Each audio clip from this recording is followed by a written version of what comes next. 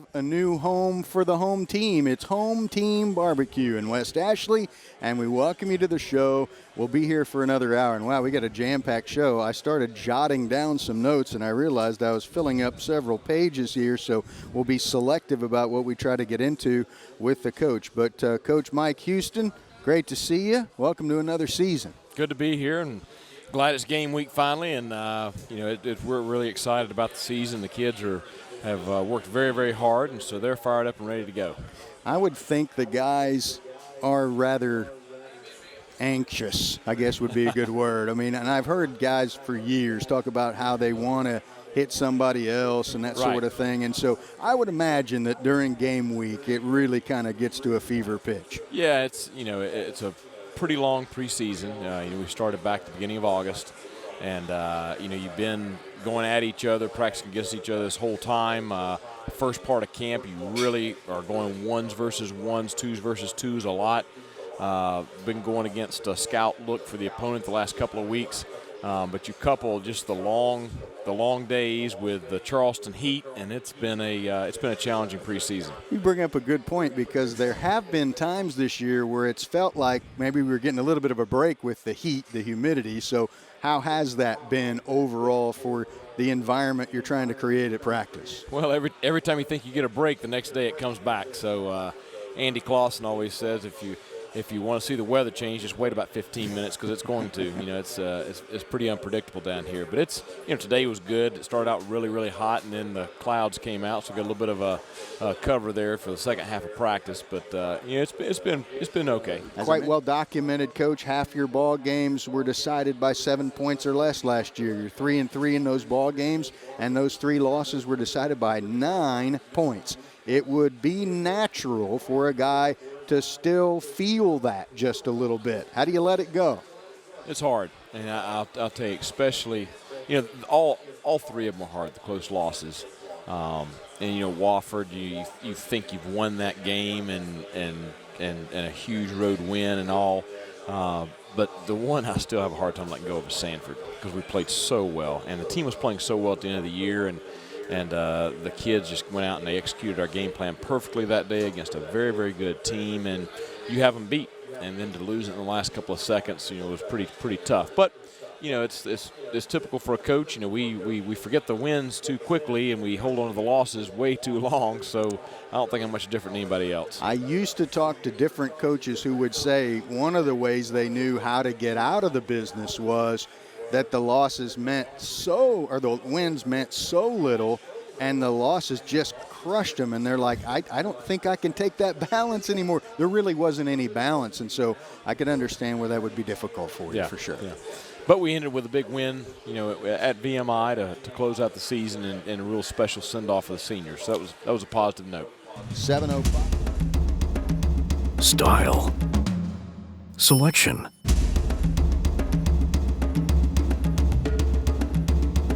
Service.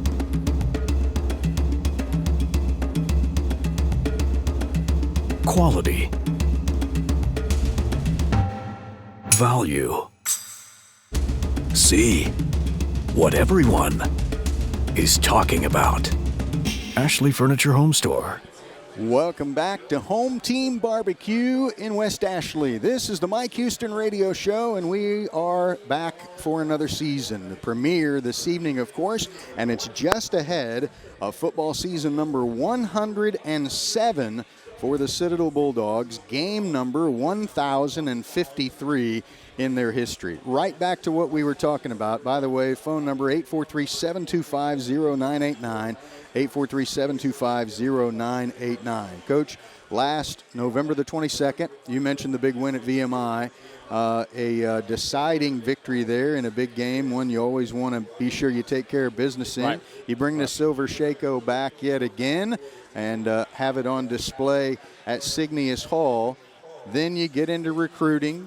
Then we had the signing day party that happened on the 4th floor of Johnson Haygood Stadium. Spring ball comes around. Right. And not to skip over all of those, you can gloss over those as we go here. But then during spring, you had some adversity. And then the city of Charleston had some adversity sometime, all leading up to getting you back into camp. It's been an abnormal off season for you. Yeah, it has. With the life of a football coach, as soon as you finish the season, everybody thinks, well, you got time to relax and all that. But actually, you go on the road almost immediately, and you stay on the road for those 2 months during recruiting. And then, you have signing day and all that. And then for us, we had 1 week, and then we get into spring practice. So it stays really busy all the way through till the end of spring practice and spring recruiting.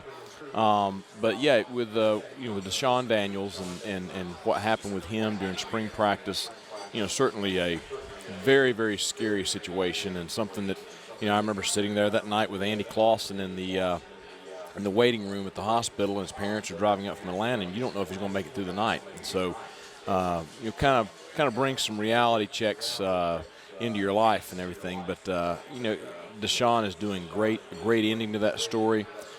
He is a student assistant for us, and he's out at practice every day. He's the best looking coach on the field. Now he looks like he can still play, but he's just out there helping Brent. But so a silver lining to the way that story ended. And then you have the shooting this summer, which was the night before we were getting ready to have a workout the next morning. And so we wake up the next morning and to what had happened. And so we did not work out, just met with our kids, talked about, what had happened and all that. But to see the way Charleston responded as a city to that tragedy, I think, again, is if there's a silver lining to something like that, then certainly you saw that with the reaction of the community here, and I think it brought a lot of people together. And you see not only our program, which is paying tribute to the Emmanuel 9 with the sticker on the back of our helmet this fall, but I think South Carolina and Clemson have now followed suit and are both going to wear that sticker as well. So there are some goods that came out of two pretty tough situations. Before the break, Coach, I mentioned things that kids find appealing. Uniforms are one of those things. We talked about your helmet. We talked about Signius Hall, but you've got some new uniforms there, 6 different combinations, and there was a lot of thought put into what they would look like. Well, and really a lot of that got tied into Kevin Yeager, our equipment manager. He handles all of our ordering and our uniforms, and he and I kind of go back and forth with design and work with Adidas, who's our sponsor.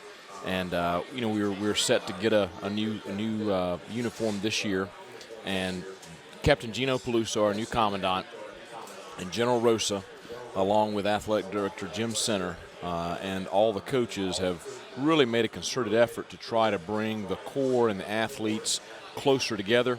And so Yeager came up with the idea of with a uniform combination, being able to create some different combinations that reflect different uniforms that our student body, our Corps cadets, wear on campus. And so we have a new solid lead uniform that we call the duty uniform, which looks similar in color combination to what the students wear on a daily basis. And we have the traditional still Citadel blue and white uniform. We have a navy and white, which is similar to the Navy jacket that the kids wear. You put on the lead pants, and it looks like what the seniors wear around campus.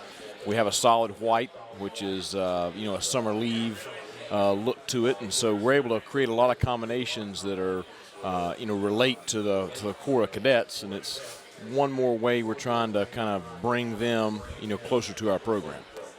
How do you decide? There's more for you at Substation 2. Since 1975, Substation 2 has been serving sliced-to-order, freshly made subs on our specialty New York-style bread, piled high with the finest meats and freshest produce. From the number 19 Super Special with 7 mouth-watering meats and cheeses to an assortment of specialty sandwiches and salads, Substation 2 proudly supports the Citadel Bulldogs with 2 locations in Charleston and 43 locations throughout the Southeast. You hear a lot of different things in the pros, and you hear about things in the college about replay and video and things of that nature. Where are things in the Southern Conference this year with regards to your ability to be able to review things? You had a circumstance last year with Carson Smith where that really could have helped you.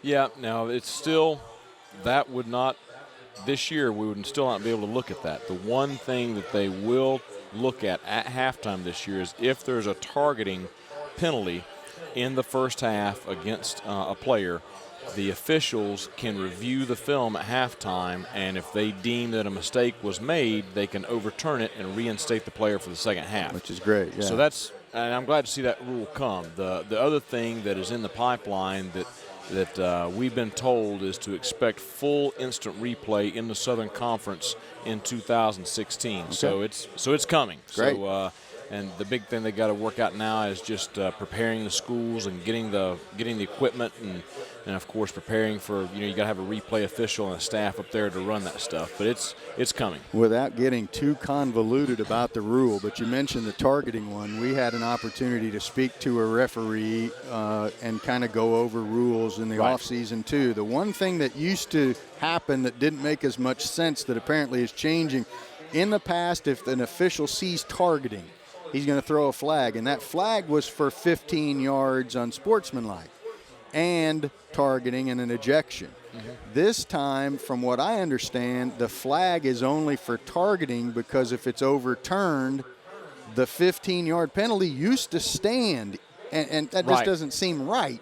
And apparently now that 15 yards isn't automatic. It's if it's proven to be targeting. So little confusing, but at the same time, teams used to get a guy thrown out of the game. You could get him back in, but you still got that 15-yard penalty. It just didn't make sense. And I think that's a good change. And the rule really has good intentions, and it's good for the game as long as it's applied correctly. And that's the one thing that I'm glad that we're going to have instant replay in the future of the Southern Conference, is because the way it is now, it really puts so much pressure on the officials because they don't have instant replay to back them up. They can't make a mistake and take it back with replay. So it would really take some pressure off them, with instant replay. So defensively, let's start up front with the guys you have competing for spots on that defensive line of the 4-2-5 you run. Right. The one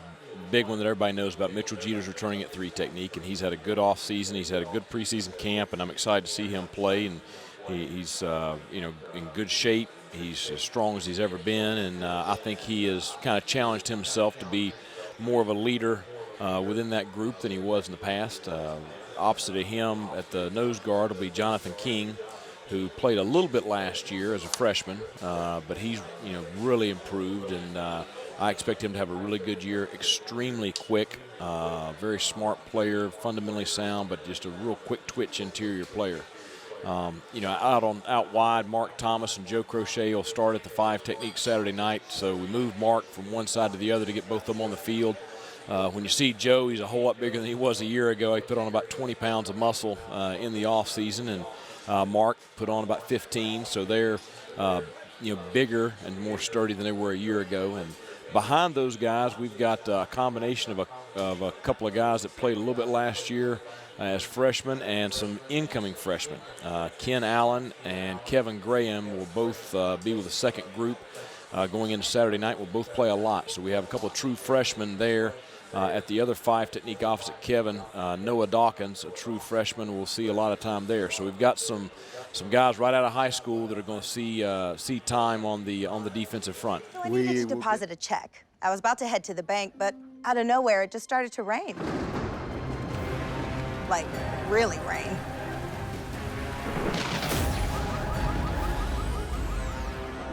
I did not want to go out.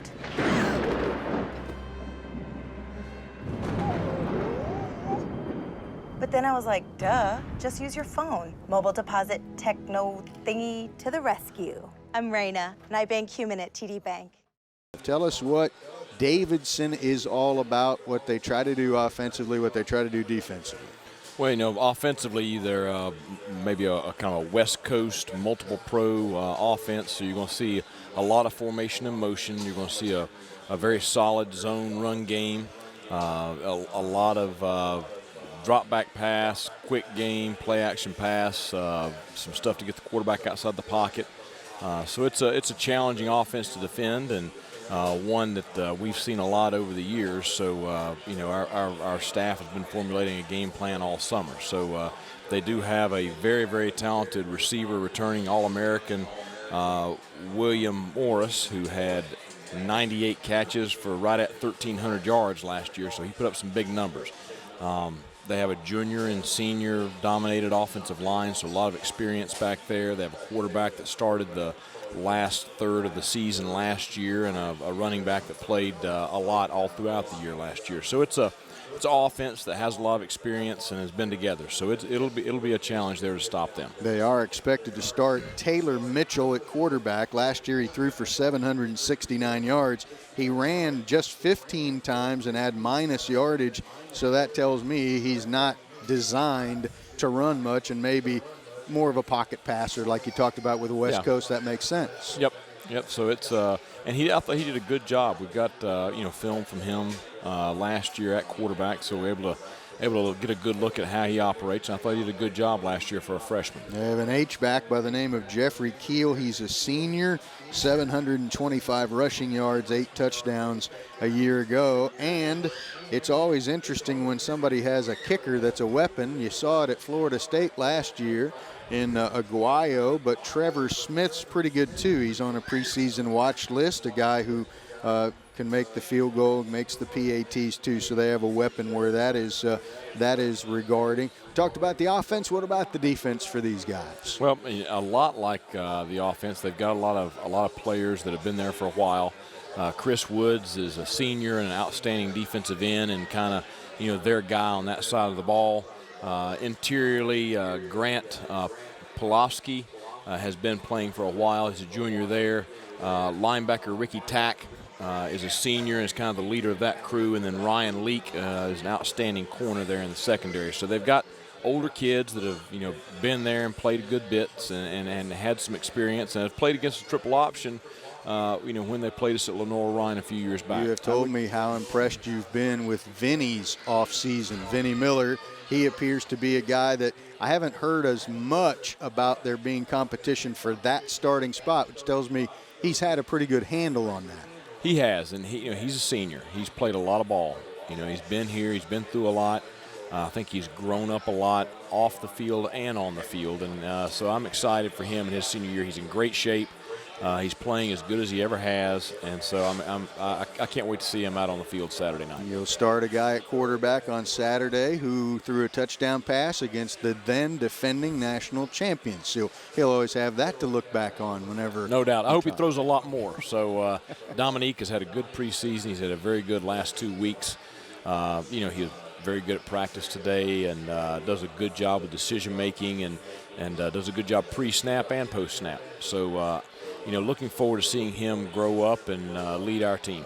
You have the ability to throw the football. A lot of times in the offense that you run, you want it to be, once you've kind of sucked everybody in, you throw over the top. But I see you working on throwing the football quite a bit too. So is there as much, or is there too much put into the, well, we want to run, and then the pass takes kind of a back seat? I mean, is there too much attention maybe paid to that? Are you really all that settled on running more than you pass? We're a running offense. That's what we are. Yeah. And so you got to be who you are. At the same time, I don't care how we score. I don't care if we do it through the air or on the ground. It doesn't matter. We've got to take advantage of what the defense is giving us opportunities to do. The Citadel Bulldogs and the Davidson Wildcats will play each other on Saturday night, 6 o'clock ball game. You're going to be under the lights for your first 4 ball games, I think at home anyway, as far as that's concerned. So you're heavy loaded on that front, on the home front. Going to play in front of the home fans a lot. That's good. Yeah, that is good. It's good on the front end. The negative is that we finish on the road on the back end, so that'll be a little bit of a challenge there. But I am excited to be in front of our fans so much early in the year. Honestly, I hope it's about 95 degrees Saturday night, so I wish we could kick off at 2 o'clock in the afternoon and really take advantage of that Charleston sun, but it'll be humid enough. It'll be exciting. We're looking forward to getting you underway, Coach. Looking forward to spending a lot of time with you this season. Thank you for being here tonight. Welcome to Fiery Ron's Home Team Barbecue. Thanks a lot. What a great venue, and thanks to Fiery Ron's for sponsoring us. And just like last year, thanks to our alumni, we have a whole room full here tonight to support the Bulldogs. And just like everything else we do, we always have a lot of enthusiasm behind the program. So thanks a lot. Go Bulldogs. All right, that's Coach Mike Houston. I'm Mike Legg. Thanks for joining us this week. We'll talk to you again next week on the air 4 o'clock Saturday with a broadcast here on Sports Radio 1450.